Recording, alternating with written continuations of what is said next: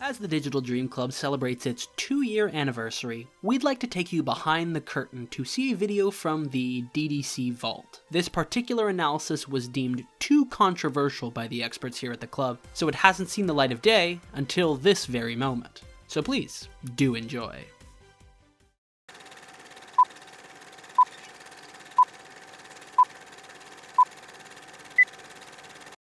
In the beginning, God created the heavens and the earth. Now the earth was formless and empty. Darkness was over the surface of the deep, and the Spirit of God was hovering over the waters. And God said, "Let there be light," and there was light. God saw that the light was good, and he separated the light from the darkness. God called the light day, and the darkness he called night. And there was evening, and there was morning, the first day.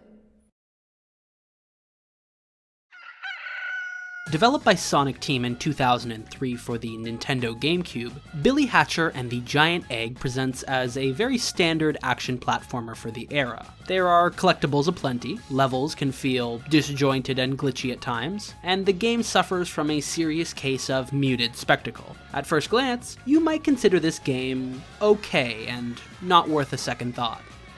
You'd be wrong about that. Like the titular Giant Egg itself, Billy Hatcher's external appearance is a plain facade that covers a far more fascinating yoke. That's why we hard-boiled detectives at the DDC are prepared to hunt down and poach the truth, all for you, dear viewer. But before revealing our spoils, we need a quick synopsis. The game takes place in a fictional world called Morningland, which runs parallel to our own. This world is ruled by intelligent chickens, though other sentient animal creatures can be found all throughout. Billy and his band of friends are summoned to Morningland to help save the chickens from the infamous Dark Raven, who threatens to plunge the world into eternal night. To do this, Billy is granted amazing abilities beyond human comprehension, and uses these powers to take down a literal force of darkness. But that's just the tip of the iceberg.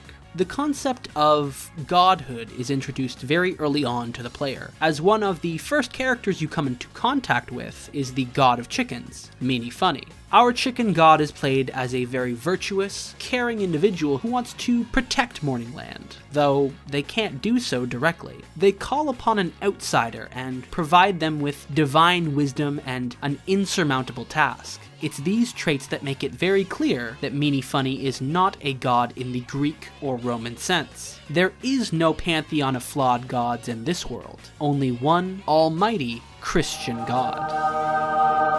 Yes, I know, it's quite bold to read this Japanese game as attempting to appropriate Western religion into its story, but it wouldn't be the first time something like that had happened, eh? Evangelion? If we allow ourselves to believe that this was the intent the game was created with, then several other interesting facts about Hatcher's story begin to make much more sense. With any infinite godly good, there must also be an evil to oppose that. Dark Raven, King of the Crows, appears to be a malicious figure who only wants for the undoing of Morningland. There is no doubt that, within this narrative of good versus evil, Dark Raven is the Lucifer to Meanie Funny's god.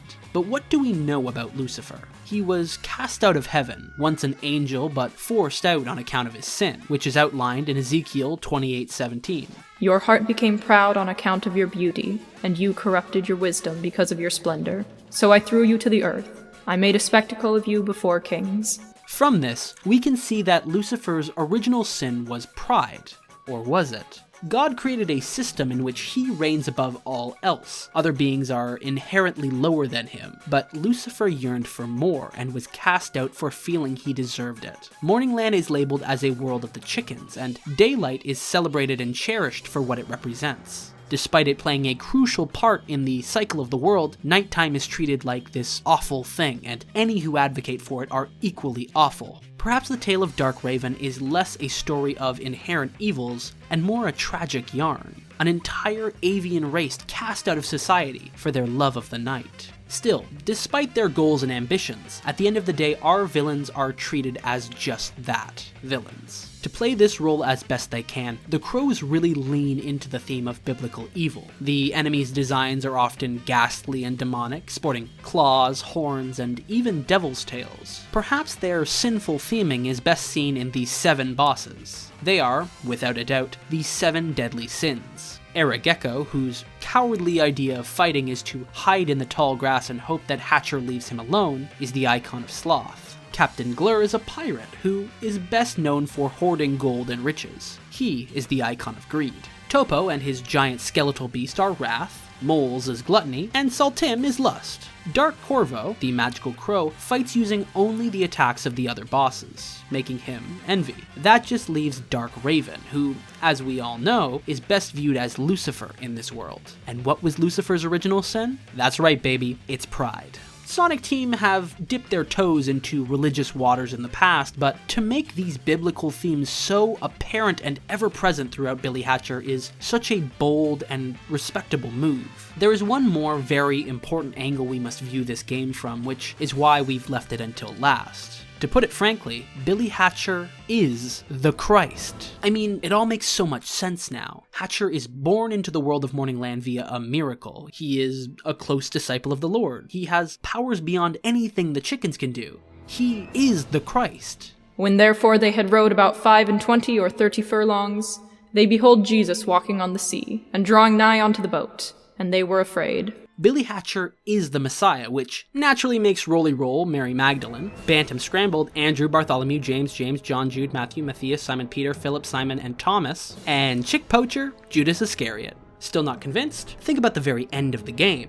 In order to defeat Dark Raven and restore daylight, Billy sacrifices his life in Morningland and is reborn again in the real world. None of this is accidental. Every aspect of this game has been masterfully crafted to make it the hidden gem that it is now, and I fear that unless we share these secrets with the world, then Billy Hatcher's pilgrimage will have been for nothing. Life and death, day and night, good and evil, they are all so intrinsically linked to this game, a new Bible for the modern era. That leaves us with one final question, a timeless riddle whose answer surely lies at the very center of this game. Which came first, the chicken or the egg?